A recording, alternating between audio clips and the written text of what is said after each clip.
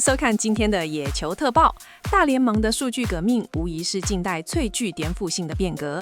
從過去我們只看打擊率、防禦率，演進到現在更專注擊球出速、角度等進階數據，甚至連防守時的移動軌跡都無所遁形。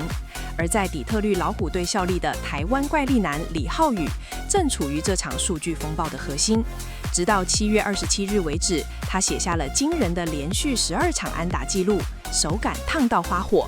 但就在大家慶祝的同時 ，Statcast 的報告卻顯示出一個讓人不安的數據：他在二壘位置的 DRS 防守分數竟然是-1，而 OAA 出局制造值更是-3。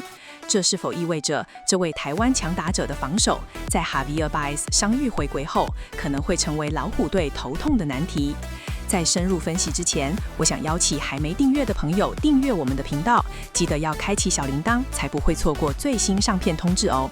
如果想支持我們產出更多深入的分析，也超級歡迎加入頻道會員哦。提到李浩宇，我們必須先正視他在打擊區內展現的統治力。2026年賽季對他來說充滿挑戰。季前因為左腹斜肌拉傷，遺憾退出世界棒球經典賽，隨後在小聯盟3A 與傷兵名單中度過重整期。但自從4月中旬被拉上大聯盟後，他徹底釋放了壓抑已久的活力。進入7月，李浩宇刷新了台灣球員在大聯盟最長的連續12場安打紀錄，在老虎隊疲軟的打線中簡直是救命稻草。從7月10日至布什的這段期間，他的打擊率高達3成94%，包含4支二壘安打與2發全壘打。整季看下來，他在182個打數中繳出超過2成75%的打擊率，整體攻擊指數 OPS 穩定維持在.75左右。這對於首度獲得穩定出賽機會的年輕球員來說，已經是非常亮眼的成績單。更重要的是 ，Statcast 數據顯示他的擊球品質極高。雖然他身高175公分，體重86公斤，在怪物雲集的大聯盟顯得嬌小，但他能透過精密的身體旋轉，產生強大的擊球出速。確實，李浩宇的擊球爆發力超乎想象。在7月22日對戰小熊隊時，他面對先發投手卡林瑞，擊出一發初速高達105.9英里、飛行距離388英尺的全壘打。這不是偶然。幾天後，面對堪薩斯皇家隊，他再次擊出初速105.5英里的二壘安打。根據數據，他的最大擊球初速來到109.2英里，這證明他具備將球轟出任何一座球場的絕對力量。他最令人驚豔的進化在於打擊策略的調整。過去他被認為過度依賴拉打，容易被對手的守備布陣針對，但他在2026年展現了驚人的適應力，將拉打比例降至32%，而推打比例提升到30%。這種全方位的打擊策略讓他成為得點圈的殺手。他在得點圈的打擊率高達3.78%，兩出局時甚至突破50%。然而，當我們沉浸在他的進攻火網時，那份令人不安的守備報告就像冷水一樣拖了下來。這就是現代棒球最殘酷的地方，數據能撥開感官的錯覺，揭露最赤裸的真相。在評估李浩宇的綜合身價時，守備數據成了爭執焦點。過去我們只看守備率或失誤次數，但現在專業球團更看重 DRS 和 OAA。在2026年的評估中，李浩宇在二壘防區的 DRS 是0甚至-1，而 OAA 則在-3到-6之間。對於一般球迷來說 ，DRS 為0到-1，聽起來像是接近及格的平均水準，但在中線防區，這其實是一個危險訊號。DRS 是將球場劃分細微區域，根據球速、仰角和落點，對比歷史數據計算野手處理該球的出局幾率。如果一個二壘手的 DRS 為0，代表他僅僅處理好了分內的常規守備。對於那些高難度、需要大範圍移動的球，他完全無法為球隊偷到額外的出局數。在爭冠級別的球隊中，中線防守球員的 DRS 通常被要求在+5以上。而且我們必須考慮到布陣粉飾的可能性。如果老虎隊的數据部門預測精準，讓李浩宇提前站在球的飛行軌跡上，他就能輕鬆處理球，從而維持 DRS 的分數。這就引出了更純粹的物理數據 OAA。OAA 不管站位，它只計算球被打出瞬間，野手距離落點多遠，以及有多少時間能移動過去。這項指標精準測量了反應時間與加速能力。李浩宇在 OAA 上的負值直接揭露了他橫移爆發力的致命傷。在 Statcast 報告中，他的跑動能力 range 僅-2，被貼上平凡的標籤。現在二壘手需要極佳的第一步啟動和橫移能力。當一顆105英里的球穿越1、2壘間，它往往因為絕對速度不足，導致球直接穿越，形成安打。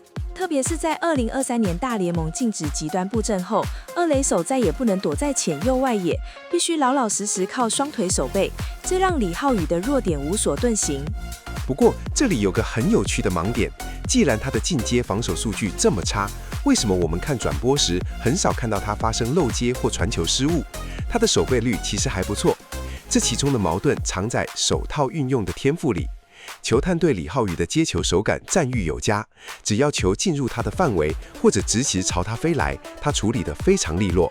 他接球確實，傳球臂力也有平均水準，所以傳統定義下的失誤極少發生。但棒球進入有一項鐵律，只要碰到了球且沒處理好才算失誤。如果因為橫移太慢，連球的邊緣都摸不到，那會被記為安打而非失誤。傳統數據變相獎勵了防守範圍狹小的球員，因為不碰球就不會失誤。李浩宇的情況就是摸得到的球幾乎不失誤，但摸不到的球卻比聯盟平均多太多。長期下來，這些隱性安打對投手群的傷害非常巨大。在進入下一個關鍵討論之前，先考考大家，在大聯盟數據校正中，如果一名球員從二壘手轉為指定打擊 DH， 他的守備位置價權會發生多大的變動？這也是李浩宇面臨的玻璃天花板。在計算勝場貢獻值 WAR 時，二壘手因為防守難度高，每賽季會獲得約2.5到3分的加權，而指定打擊 DH 因為沒有防守貢獻，會面臨高達-15分的嚴厲扣分。這代表，如果李浩宇因為防守範圍問題被移往 DH， 他的打擊火力必須產生質的飛躍。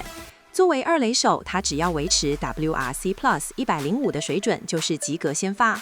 但作為 DH， 他的 WRC Plus 必須達到130甚至140以上，相當於單季30轟，打擊率30%，才能抵消那-15分的處罰。這直接關係到他未來的薪資仲裁與自由球員身價。一名打擊不錯的二壘手是市場搶手貨，但同樣成績的 DH 隨時可能被邊緣化。這確實讓老虎隊總教練 AJ Hinch 陷入兩難。既然二壘防守是黑洞，那移防一壘可行嗎？我覺得答案是否定的，因為李浩宇身高僅175公分，這在一壘位置是非常罕見的劣勢。一壘手需要極大的接球延伸範圍來接補內野手的傳偏球，李浩宇的身高會縮小傳球目標，增加隊友的失誤率。加上老虎隊一壘已有選秀狀元 Spencer Torkelson 佔據，雖然 Spencer Torkelson 防守也差，但他具備標準體型與長打力，讓李浩宇去站一壘缺乏戰略說服力。此外，老虎隊目前的內野陣容中 Gleyber Torres 雖然過去名聲普通，但在2026年卻繳出+5 DRS 的回春表現，而三壘則是球隊長約投資的 Colt Keith， 這讓李浩宇的定位變得很尷尬。攻擊火力強大，但防守端的限制讓他無法全速前進。回顧大聯盟歷史，這類攻優於守的球員如何走出自己的路？最經典的案例是 Daniel Murphy， 他的防守範圍窄到出名，進階數據常年墊底，但他硬是憑借史詩級的擊球技巧和打擊率，在季後賽成為無解的打擊機器，讓球隊不得不忍受他的防守。另一種路徑是像 Nick Castellanos， 他在老虎隊時期三壘守備極其慘烈，單季 DRS 曾來到-11，最終球團果斷將他移往右外野。雖然在外野防守依舊不佳，但邊線外野手的容忍度較高，讓他能專注打擊，最後簽下破億美元合約。李浩宇是否能轉往左外野發展？這對缺乏衝刺速度的他來說同樣是挑戰。還有一個對標案例是現役的 Luis Arraez， 他同樣橫移速度慢，防守範圍小，但他靠着年年競爭打擊王的變態產出，成功確立了價值。李浩宇若要死守二壘，打擊率必須穩定維持在.290以上，或者全壘打產量提升到單季20轟。他必須用絕對暴力的進攻，讓教練團無視那些難看的守備數據。另一種生存策略是與數據部門深度結合，透過精密站位彌補體能限制。如果能將 OAA 從目前的-3拉回至-1左右，憑借他不失誤的手套穩定性，就能保有極高市場身價。現代大聯盟已經沒有空間容納單純防守不及格的單面向球員。隨着布陣禁令施行，二壘手必須完全依賴自身橫移步伐。這項變革對李浩宇來說，就像一面照妖鏡，無限放大了他的天賦短板。他正處於職業生涯的轉捩點，是要投入休賽季強化下肢爆發力，優化移動路徑，還是要將打擊技巧淬煉至大師級，徹底粉碎這道玻璃天花板？這確實是一個充滿懸念的過程。我們在李浩宇身上看到了台灣球員罕見的純粹力量與打擊天賦，那些突破100英里的擊球出速是實打實的硬實力。然而，大數據時代的冰冷與精確，也讓我們不得不面對他在防守端的掙扎。當打擊記錄不斷刷新的同時，防守數據的壓力也無時無刻在背後追趕。